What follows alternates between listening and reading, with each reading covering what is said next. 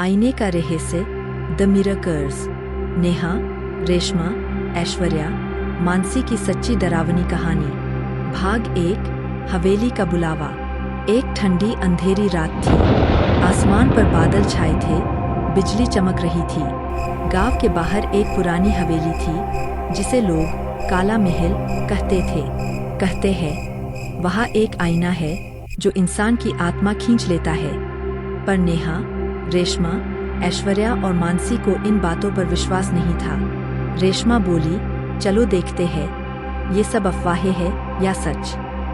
नेहा मुस्कुराई, रात में चलेंगे, तभी मजा आएगा। चारों टॉर्च लेकर हवेली में पहुंची। दरवाजा खुला, किर की आवाज के साथ। हवा में एक सड़ी हुई गंध थी, जैसे किसी ने वहां सालों पहले कुछ जलाया हो। दीवारों पर पुराने चित्र थे, सबकी आंखें फटी हुई, जैसे उन्हें किसी ने खरोंच दिया हो।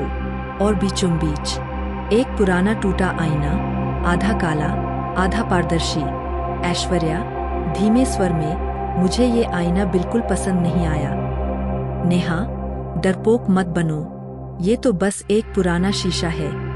लेकिन जैसे ही उसने आईने में देखा, उसका चेहरा हिला और आईने में उसका प्रतिबिंब मुस्कुराने लगा। नेहा ने कहा, क्या तुम सबने देखा ये? रेशमा, क्या? नेहा, आईने ने मुझे आंख मारी। भाग 2, हवेली का अतीत। चारों ऊपर के कमरों में खोज करने लगी। एक कमरे में उन्हें एक पुरानी डायरी मिली जिसके पन्नों पर खून के निशान थे। उसमें लिखा था, मैं रूपा, इस हवेली की आखिरी मालकिन।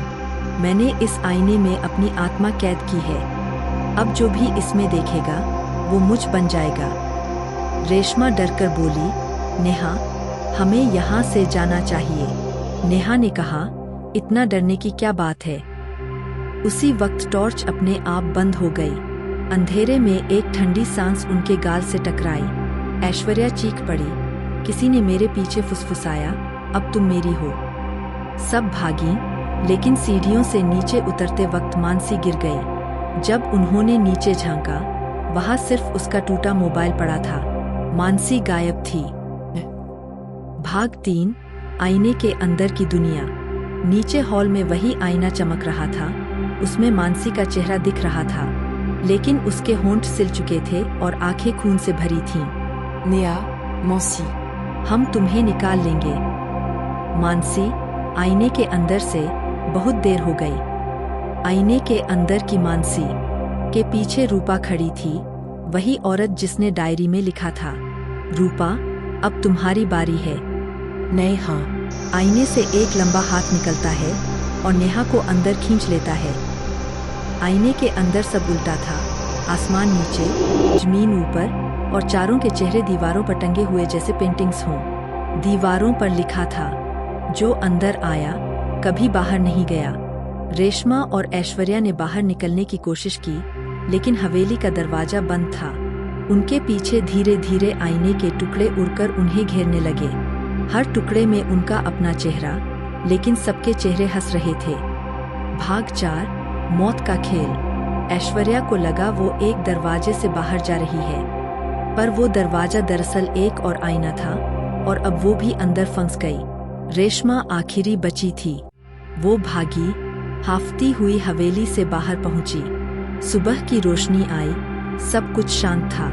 उसने राहत की सांस ली, लेकिन घर पहुंचकर जब उसने बाथरूम का आईना देखा, नेहा की मुस्कुराती परछाई दिखी और उसके पीछे ऐश्वर्या और मानसी खड़ी थीं। रेशमा का चेहरा सफेद पड़ गया, अब तू भी हमारे साथ है। आईना कांपने लगा और रेशमा की चीख पूरे गांव में गूंज गई। भाग 5, अब भी जिंदा आईना। उस रात से काला महल को पुलिस ने सील कर दिया, पर कहते हैं वहां अब भी आधी रात को 4 लड़कियों की हंसी सुनाई देती है। कभी कभी जब बिजली चमकती है तो हवेली के अंदर 4 परछाइयां दिखती है, नेहा, रेशमा, ऐश्वर्या और मानसी। वो अब इंसान नहीं, आईने की आत्माएं हैं। कहा जाता है, अगर कोई भी रात के 3 बजे उस हवेली के पास वाले कुएं में देखे तो पानी में अपना चेहरा नहीं, नेहा का चेहरा दिखता है। जो मुस्कुराकर कहती है, अब तेरी बारी है।